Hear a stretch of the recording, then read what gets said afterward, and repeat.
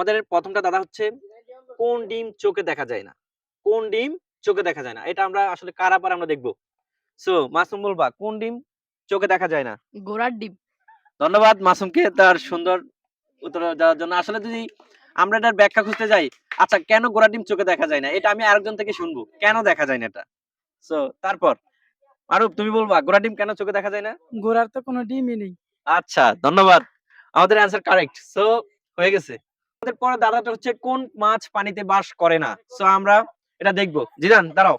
তুমি বলো কোন মাছ পানিতে বাস করে না? এই দাদাটার অ্যান্সার বলো। কেউ কিছু বলবো না পাশ থেকে। তুমি বসে বলো। আচ্ছা পারি না শেষ।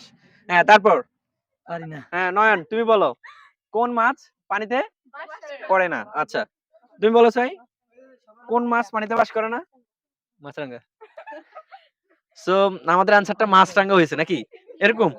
আচ্ছা এটার আমরা ব্যাখ্যাটা চাই ব্যাখ্যা আসলে মাছরাঙা কেন পানিতে বাস করে না বলো তো? কারণ সে পাখি। আচ্ছা ধন্যবাদ।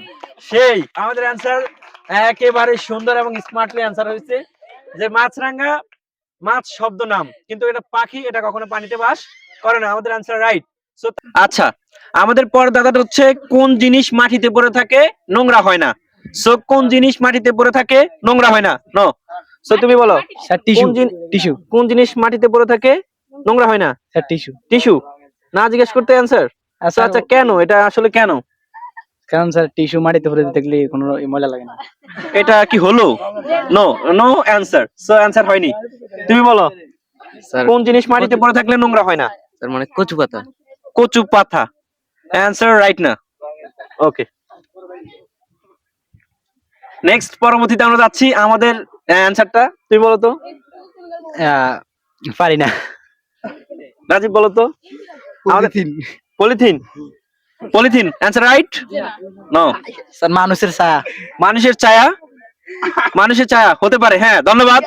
কারণ মানুষের ছায়া মাটিতে পড়ে থাকলে কখনো নোংরা হয় না। Answer right. সো এটার ব্যাখ্যা আছে অনেক।